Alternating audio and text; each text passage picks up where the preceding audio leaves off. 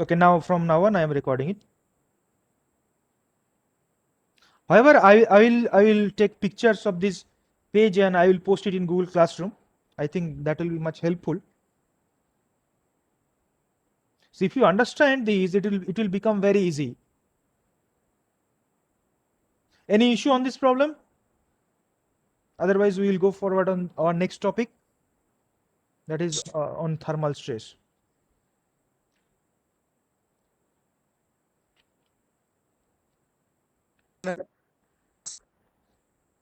You are breaking up. Please type. Hello. Please type.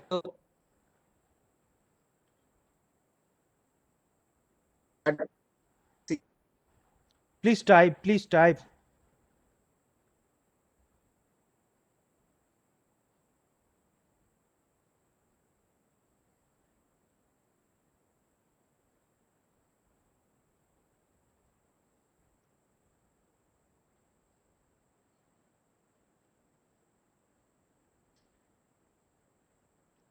Okay. Okay. Why didn't we calculate the maximum load taking, maximum stress for steel given in that question?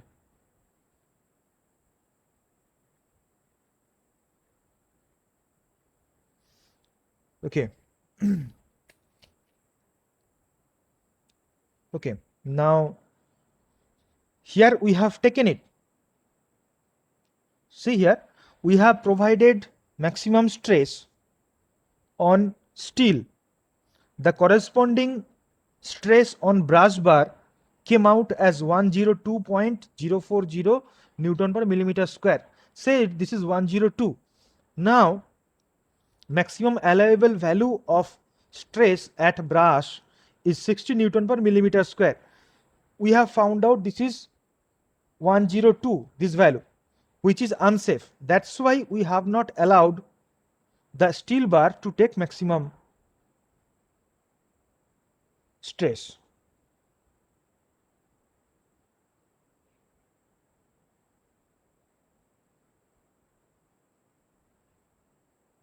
Okay, fine.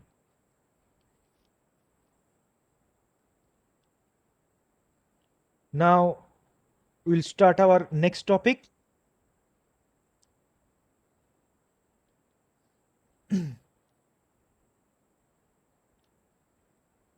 That is thermal stress.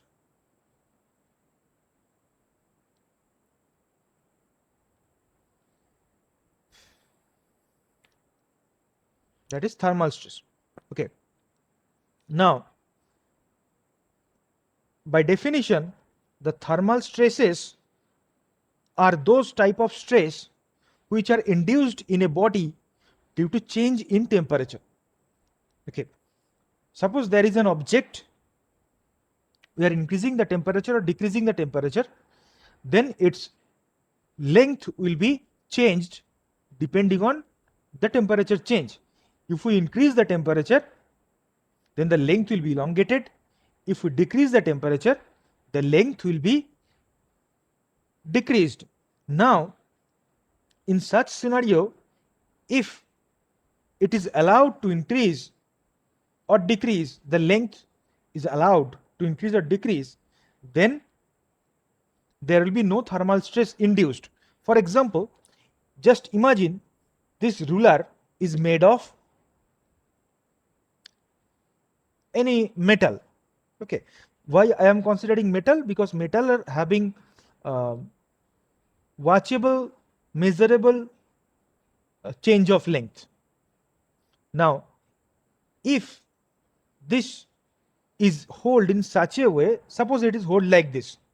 If we increase the temperature, the length will increase and it will be freely increasing. So if it is allowed to increase freely, there will be no thermal stress induced. Okay, listen carefully. If it is held this way, then also it will be free to induce, because one end is fixed, other end is free to move. So other end will free to move. That means it is allowed to increase. When it is allowed to increase, there is no thermal stress induced. So question comes, when the thermal stress then induced?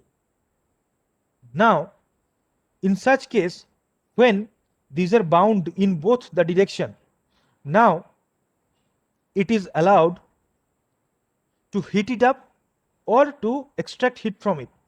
Then it will try to increase in case of heat addition, and it will try to contract in case of heat extraction. Now, when it is try to elongate, this cannot elongate. Why it cannot elongate? Because both end are under fixed support. That's why it is not allowed to increase. In such situation, or you are freezing this object, now it will try to contact, but it will not contract because both the ends are rigidly fixed. So in such case, when the length is not allowed freely to move, freely to increase or freely to decrease, then only thermal stress get induced inside. So as a result, what is actually happening? If both ends are not fixed, say let us say one end is free, then it would have been increased by some amount, said by delta L amount. Now if there is a support, then what is the support doing? The support is actually reducing that delta L increase by applying certain force. So as a result, what is happening? Because of this, both ends are fixed, thermal stress are getting induced, and the deformation by this thermal these ends are how much? This delta L much. So what I am trying to say, I am drawing it with a figure. Let us understand, if both support, both end are under fixed support and you are heating it up, then what will happen? Imagine there is no support.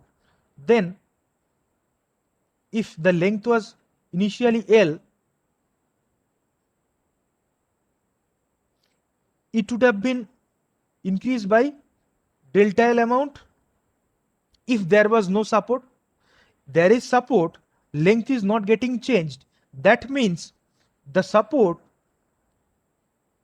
providing a resistance force on this fixed end, and because of this support, this delta L amount deformation is taking place. Okay, so this delta L due to the heat addition or temperature change, capital T, then this delta L will become alpha into T into L, where L is initial length, T is temperature change, alpha is coefficient of expansion.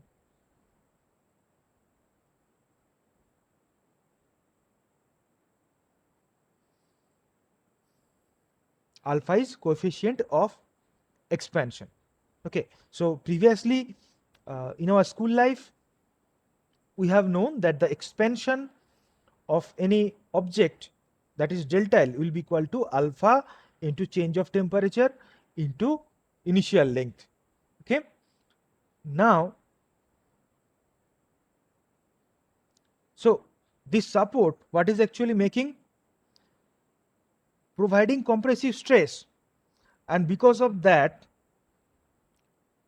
it was increased by delta L because of the temperature change. This much change has been done. Now this fixed support again compressing it up by delta L amount.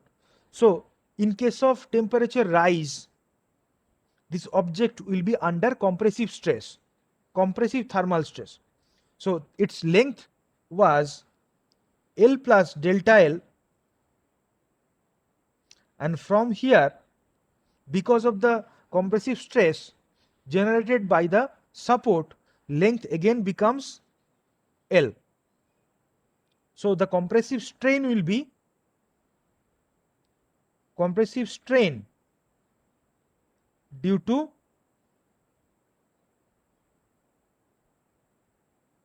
support is how much? Decrease in length by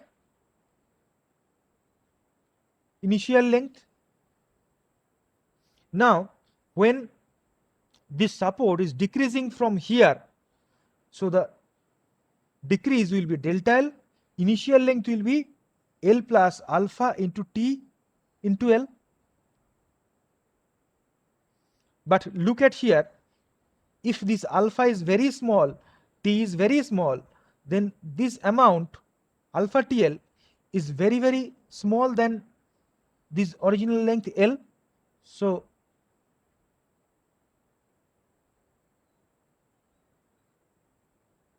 in this case, this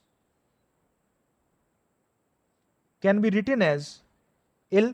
So we can write delta L by L, that is the compressive strain. So if that is compressive strain, then the compressive stress will be how much? Strain into E, strain into E. Strain means thermal strain here. So thermal strain is how much? Alpha into T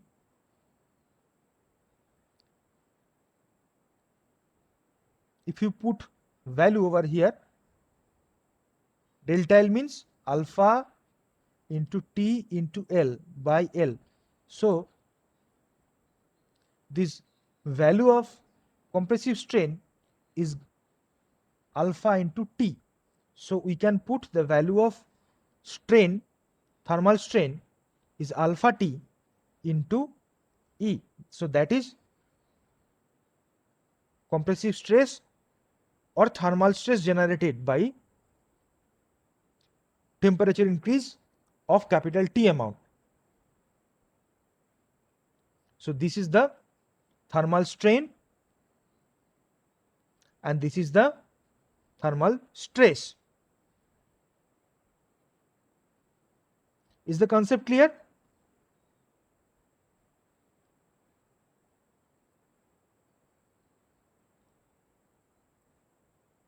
Give me a reply.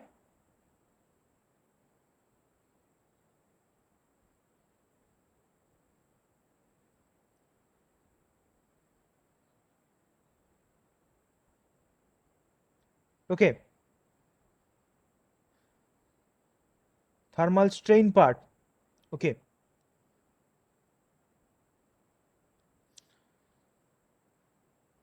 When both ends are fixed, so its change of length due to temperature change is restricted. In such case, what happens? We imagine that it is allowed to increase the length freely due to temperature increase. We are assuming that the length can be freely increased. So if the change of temperature is capital T, the change in length due to T rise in temperature is how much? Alpha into T into L. Now this is the increase due to temperature increase T, where alpha is coefficient of expansion. Okay. Now if there was no support, then that length from L, it will become L plus delta L, and delta L will be how much? This alpha T into L amount. Okay. Now there is a support, and that support is not letting this shaft to be increased in length. So this support is producing a compressive force or compressive load on this job and preventing this increase of delta L. So actually we can assume that there was no support and the length increased from L to L plus delta L. Now the support again reducing this delta L by providing the compressive stress. So the support is actually decreasing the length by delta L amount. So in that case, the support decreasing the length by providing compressive stress, because the support is immovable, support will not move. So support actually doing support actually supporting this increase of delta L. So support is resisting the increase of by delta L. So the support is actually providing, compressing this increase of delta L. Okay, so now this compressive strain can be found out, this support decreasing the length by delta L from which length? From L plus delta L. So initial length is taken L plus delta L. Here this is the initial length taken L plus delta L. Now alpha is very small, that we know, alpha is very small. Temperature change, if it is very small, then this delta L or this alpha TL becomes a very small quantity while compared with L. So in such case, when this is very small than this quantity, then this can be neglected. That's why it is written as delta L by L amount. Now delta L is how much? Delta L is alpha into T into L. So we put the value of delta L here, alpha into T into L by L. L get cancel out. So this compressive strain becomes, compressive stress becomes alpha T. So now this compressive stress alpha T here becomes the compressive strain. Okay, fine. So now if the support is as such,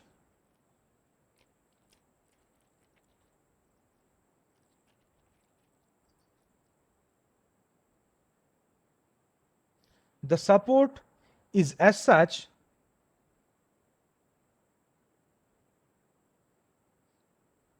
that it is not completely resisting the whole increase. So if we increase the temperature T, then the change in length will be alpha into T into L, where this is the L length. If we increase the temperature T, suppose the change in length will be this much, delta L. Okay, now the support is not at the end, the support is here at a distance of D. So this object is allowed to expand up to D amount. So while we are increasing the temperature slowly, the length will start increasing, become here, then come here, then come here, slowly will increase. When it is allowed to increase, then there will be no thermal stress. So before the length, change in length small d, there will be no thermal stress generated on this object. Now when it reaches D amount and it touches this fixed support, in that situation it cannot increase more, then it will start feeling the compressive stress, and in that case the allowable strain by this support will be how much? Delta L minus D amount. This much amount will be reduced by the support. This is delta L minus D amount. So the compressive strain will be delta L minus D instead of delta L. So in that case, the actual strain will be actual expansion or actual compression, sorry, by original length. Original length. So actual compression is how much? This, it was supposed to delta L, but D amount was free. So actually the support compressed this shaft by only this much amount, that is delta L minus D by original length was L plus delta L. So just like previous case, this delta L is very, very smaller than this L. So we can write it delta L minus D by capital L, because everywhere we have taken capital L, so it is taken as capital L. Okay. Now this becomes the compressive strain, actual strain or thermal strain. Now actual stress or thermal stress is how much then? Strain into E. So that will be putting the value of delta L alpha T into L minus D by L into E. That will be the actual strain. This phenomenon is called the support yield by D amount. Support yielding D amount. Actually, the support is letting this bar to increase freely up to D amount. That is called yielding of support by D amount. So the support is letting that bar D is smaller than del L, right? Inside that situation. Look at the diagram. This is delta L. This total is delta L, and this is D. So this much is delta L minus D. So is the concept clear? Today time is up. On the next